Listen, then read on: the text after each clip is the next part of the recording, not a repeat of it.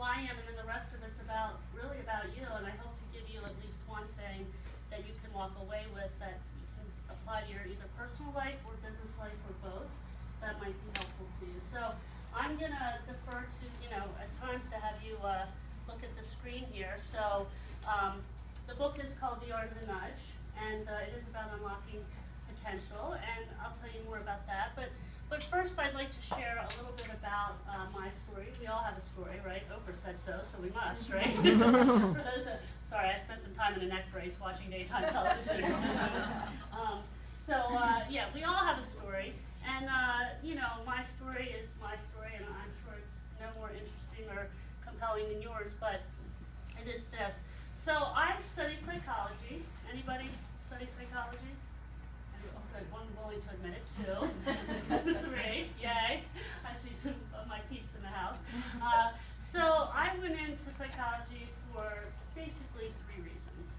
One is that I certainly wanted to understand what made people tick. Did you share that for those of you who studied psychology? Yes, okay. Two, I didn't know math and science very well. Yes, Tyler? No, I was good at math and science. Okay, get out. All right. Well, I wasn't so good, so know thyself. That was part of psychology, right? And the third reason is really the reason we all go into psychology. And Tyler, do you know what that is? What's the real reason we study psychology? To help others? To help others, yes.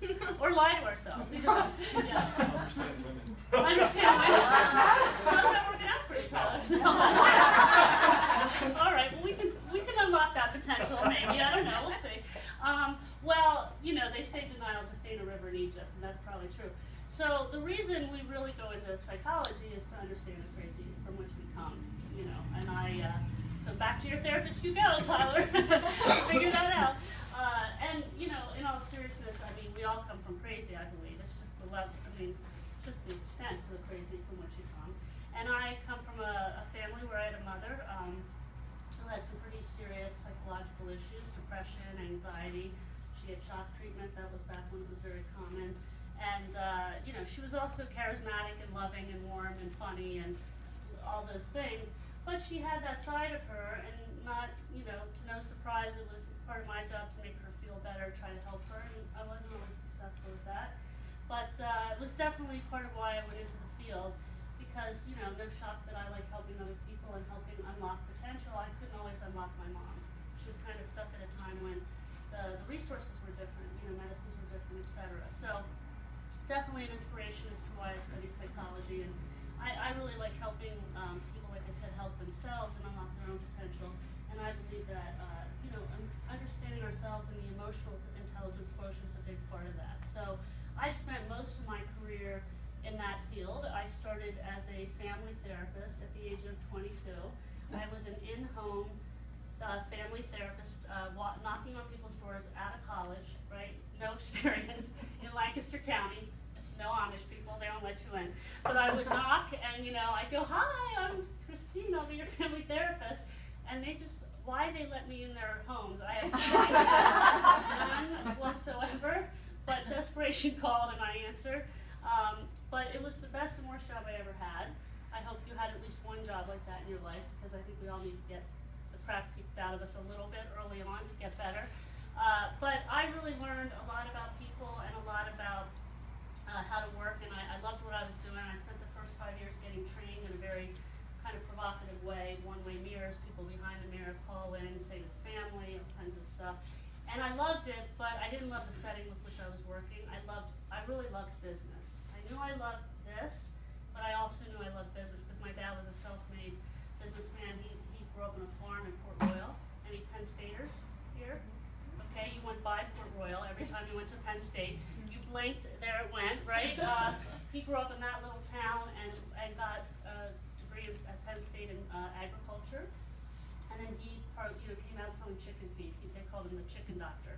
And then he parlayed that into a career in the insurance business and then became a financial planner. And he was an entrepreneur. So I wanted to combine those two things very badly, and I struggled for a while, as sometimes we make a career change after the first 5 years, and started working in the employee assistance field, for those of you who know what that is, where you work for a company that goes out and does, we provide counseling, but also a lot of training and development for companies, and that's how I made the shift. Fortunately, I was always trained along the way about how to get people's stories and tell stories, both from my background and then as in this EAP field. And then I started my own company where I started doing what we call executive coaching. Anybody have an executive coach? Okay, all right, yes, all right, or a therapist, as we like to call them. They're still a therapist, right, Annette? You know, so, but I did that in my own business for about 6 years, and then I met John, and that's really where our story began. John and I met in New York, not knowing that we lived 30 minutes from one another, and it really began with the word story. We were at a workshop. Actually, I was teaching that workshop at the time, just getting introduced to it. And he and I met, and we come from very different backgrounds. John's a military guy, right? West Point. May shock you to know I haven't been in the military. Anybody, stay seated, it's okay. So he has quite a dynamic background. He's led large organizations. He's worked in small, very large companies running businesses. And you know, again, he's worked on the strategy in business, and I've worked on how people communicate. So different backgrounds, but we realized that we shared some pretty important beliefs. And some of those beliefs were this: that we believe that people had, you know, unlimited or untapped potential, as well as organizations. We both like bringing that potential out. We know that when you need to bring out the potential, you need to grow, and when you grow, you need to change. And change is difficult. Change is hard, right? I always say if you get to this side of change and you get the results, then we're happy. But it's the process through which you have to go to get to the change, which isn't easy. So when we started tussling those things around, we realized that we really like to start working together, and so we spent some time together. And what we started to look at is we started to research different topics that we've been working with for a long time, but really got hunkered down around leadership, communication, and those kinds of things. Was that you know, when the world was changing, the world we started in business is not the world we're in now, right? I'm impressed nobody has a phone out right now. I appreciate that.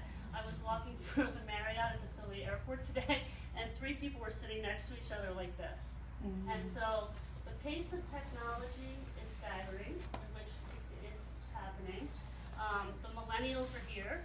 They're the largest cohort.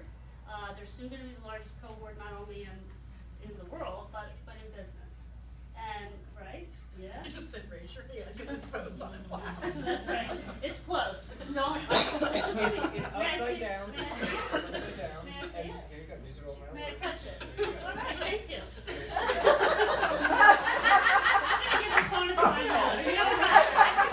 But You listen, pay David. in my defense, I have how many employees right now working? So David, are you I'm okay? good. Are you okay, David? Can you see? Now, if I take it out of sight, does that change the Do we want to be near him when he's without his phone? It is what, I mean, you have employees that need you, right? I hear you. Right, so the millennials are here, right? And so it is very hard. We are connected all the time, and yet somehow we feel, I believe, we are more disconnected than ever. Anybody else feeling that? Absolutely, because what is changing? And so the pace with which the world is moving, thank you for letting me touch your phone. Now I can see the reluctance. No, what was funny is I said this exact thing today to my we just hired a new office coordinator, and he said, I hate my phone. Because I feel like whereas I'm connected, I'm not real connected. So it's very interesting. Yeah. So far. You know, how, you know, yeah, and so I think you're feeling a lot of what we're feeling, right? And it's hard to take a moment where you're going, you know what, I'm off, we're always on. So with all that, the way people are interacting, the way people are buying, the way people are relating is very different.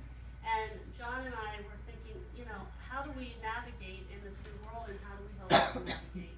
And as part of that, as I said, we studied leadership, communication, we studied the brain, behavioral economics, and did a lot of that. And what we thought was, what if we can codify this in a way that we can help people learn to pivot more quickly?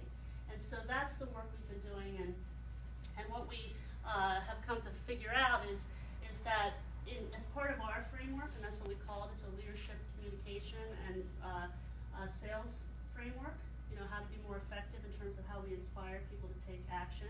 And the person you might be inspiring, by the way, is yourself, and that's okay. Maybe you have 20 people to inspire, maybe you have yourself to inspire, but how do you get to that? Is that there's two core principles, and one is that you have to slow down to speed up. Let me say that again. You have to slow down to speed up. Now, does that feel counterintuitive to anybody, what I just said? Slow down. Aren't we running at speed? On to the next thing, to the next thing. I go to a large company with SAP, you know, in Newtown Square, and I said to one of the high-level execs that I was meeting with, I said, when I'm here, I feel like I'm out of breath because I feel like I'm sprinting when I'm having a conversation because it's stuff, right? So what if we slow down to speed up? And the other thing we believe and what we realize is that small nudges can lead to big things. And so those are the two things that I'd like to encourage you to just, as I plant those seeds, for you to think about. So Sarah is going to give you, and we wrote a book and we created a leadership development company. But Sarah's going to give you a card now.